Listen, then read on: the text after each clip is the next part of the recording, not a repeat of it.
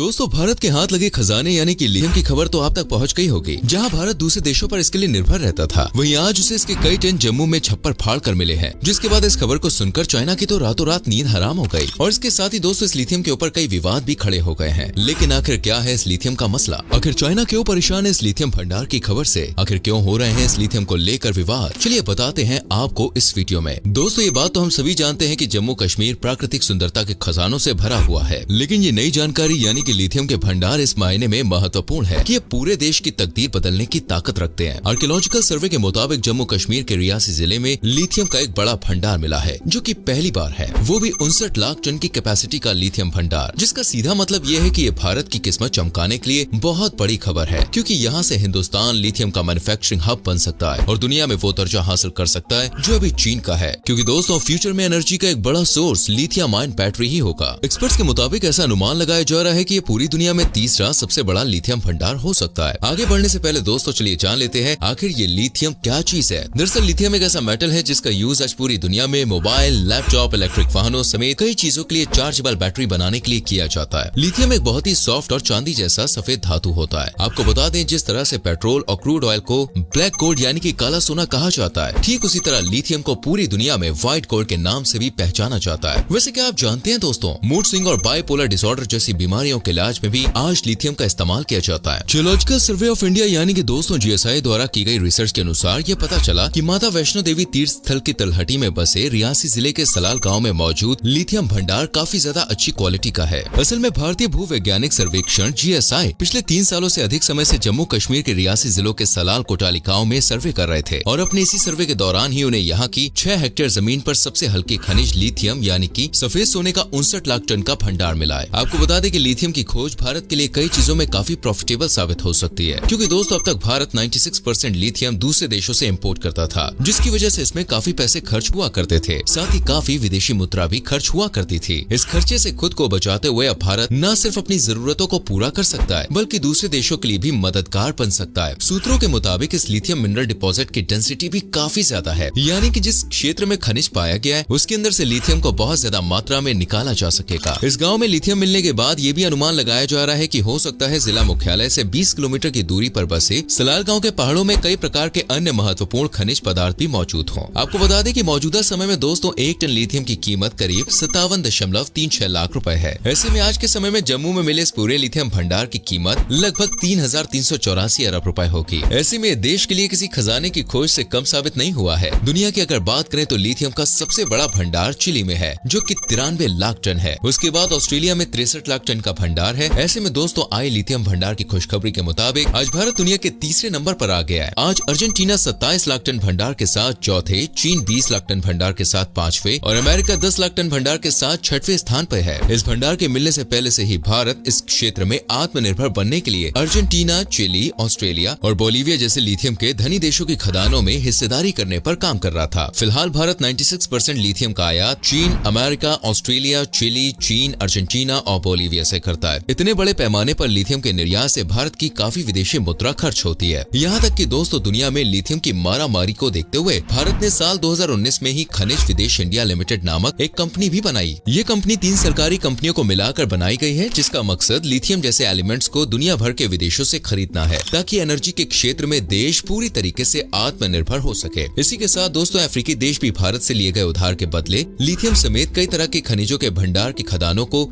भारत को देने के लिए तैयार है। तो अब भारत के लिथियम भंडार का मिलना सोने पे सुहागा वाली बात होने जा रही है। अब जैसे कि हम जानते हैं कि भारत सरकार इलेक्ट्रिक व्हीकल्स को ही प्रमोट कर रही है और उनका लक्ष्य है कि 2030 तक भारत में चलने वाली 30% निजी कारें, 70% कमर्शियल वाहन और 80% टू व्हीलर्स इलेक्ट्रिक हो जाए। जाहिर है कि इस लक्ष्य को हासिल करने के लिए भारत में लिथियम आयन बैटरी का उत्पादन बड़ी मात्रा में होना बेहद ही जरूरी है। लेकिन ये केवल लिथियम का भंडार मिलने से मुमकिन नहीं होगा। इसके लिए लिथियम का इस्तेमाल बैटरी निर्माण में करना जरूरी है, जिसके लिए भारत में GW ग्रिड स्केल 5:04 एक बैटरी मैन्युफैक्चरिंग प्रोग्राम भी स्टार्ट किया जा रहा है, जिससे भारत में बैटरी की गीगा फैक्ट्री लगाने वाले लोगों को काफी हेल्प भी की जाएगी। भारत में दोस्तों लिथियम आयन बैटरी बनने से इलेक्ट्रिक व्हीकल्स के प्राइस में काफी गिरावट हो जाएगी, क्योंकि इलेक्ट्रिक कारों में करीब 45% हिस्सेदारी बैटरी पैक की होती है। उदाहरण के तौर पर नेक्सन EV में लगे बैटरी पैक की कीमत लगभग 7 लाख रुपए है, जबकि इसकी कीमत करीब 15 लाख रुपए है। तो आप समझ ही सकते हैं कि दोस्तों इलेक्ट्रिक वाहनों की दुनिया में कैसा बदलाव आने को बैठा है। इसके अलावा लिथियम का भंडार मिलने से देश में बड़े पैमाने बढ़ाने पर इलेक्ट्रिक व्हीकल एनर्जी बैटरी बनाने वाले फॉरेन कंट्रीज भी अब इंडिया में आने का प्लान बना रही है, जिससे देश के लोगों के बीच जॉब अपॉर्चुनिटीज काफी ज्यादा बढ़ जाएगी। ये बात तो दोस्त अब साफ हो गई है कि भारत में लिथियम भंडार मिलने से भारत को कई फायदे होने जा रहे हैं, लेकिन जितना फायदा इंडिया को होगा उससे कई ज्यादा नुकसान हमारे पड़ोसी देश चाइना को होने जा रहा है। जी हाँ, भारत में लिथियम के इस भंडार की खोज के बाद चाइना की रातों की नींद, दिन का चैन सब कुछ उड़ गया है। चलिए जानते हैं आखिर चाइना को इससे क्या नुकसान है। एक्चुअली दोस्तों, जैसा कि हम आपको बता रहे थे कि भारत अभी तक लिथियम के लिए दूसरे देशों पर ही निर्भर है। ऐसे में भारत सबसे ज्यादा लिथियम का इम्पोर्ट चीन और हांगकांग से करता है। अकेले चीन पर लिथियम के इम्पोर्ट में भारत की निर्भरता 80% है। साल 2020-21 के बीच भारत ने लिथियम आयन बैटरी के आयात पर 8,984 करोड़ रुपए खर्च किए थे। वहीं साल 2021-22 में लिथियम के आयात पर 13,838 करोड़ रुपए खर्च किए गए थे। जबकि अकेले चाइना की इकोनॉमिक्स टाइम की रिपोर्ट के मुताबिक साल 2019 में भारत में लिथियम बैटरी 3 गुना इम्पोर्ट की गई थी, जिसकी कीमत 1.2 अरब डॉलर थी। आज भारत में 1 टन लिथियम की कीमत दोस्तों करीब 57.36 लाख रुपए है। ऐसे में अब जब भारत चाइना के कंपटीशन में आएगा तो चाइना से लिथियम नहीं खरीदेगा तो उसकी इकोनॉमी पर दोस्तों बहुत ज्यादा इफेक्ट पड़ेगा, क्योंकि चाइना की इकोनॉमी में भारत का लिथियम इंपोर्ट काफी अच्छा खासा योगदान देता आ रहा है। यहाँ तक कि अब तक दुनिया भर के लिथियम बैटरी का कुल प्रोडक्शन 77% चीन में ही होता है। लेकिन अब भारत के पास लिथियम के भंडार होने से भारत चाइना को भी इस रेस में पछाड़ सकता है। अब भारत में जो लिथियम का भंडार मिला है दोस्तों, उससे भारत लिथियम में आत्मनिर्भर तो होगा ही, साथ ही चीन पर निर्भरता का खर्च भी बच पाएगा। भारत में मिला लिथियम का खजाना चीन के कुल भंडार से 4 गुना ज्यादा है। इलेक्ट्रिक वाहनों के निर्माण के बाद से भारत लिथियम इंपोर्ट में दुनिया का चौथा बड़ा देश है। लेकिन अब जल्द ही आत्मनिर्भरता भारत को ऊंचाई की तरफ ले जाएगी। लेकिन दोस्तों, खजाने की इस खुशी को मिली कुछ देर हुई नहीं थी कि इस पर लोगों की बुरी नजर पड़ गई। जी हाँ, आतंकी संगठन पीपल्स एंटी फैसिस्ट फ्रंट ने जम्मू कश्मीर में मिले लिथियम भंडार पर सरकार को धमकी दी है और कहा है कि लिथियम निकालने के लिए सिर्फ अंतर्राष्ट्रीय कंपनियों का स्वागत है। इसके साथ ही जम्मू कश्मीर के लोगों को इसका प्रॉफिट भी मिलना चाहिए और अगर किसी भारतीय कंपनी ने इसमें हाथ डाला तो गंभीर परिणाम भी भुगतने पड़ेंगे। खैर, आपका इन धमकियों पर क्या कहना है, अपने विचार हमें कमेंट सेक्शन में लिखकर जरूर बताएं। उम्मीद करते हैं दोस्तों आप सभी को आपके सवालों के जवाब अच्छे से मिल गए होंगे। वैसे कैसा लगा आपको इस खोज के बारे में जानकर, हमें कमेंट सेक्शन में जरूर बताना। अगर वीडियो अच्छी लगी हो, वीडियो को लाइक और शेयर भी करना और हमारे फेसबुक पेज को फॉलो करना, जिससे आने वाली वीडियोस आपसे बिल्कुल भी मिस ना हो। मिलते हैं अगली वीडियो में, तब तक के लिए बाय बाय।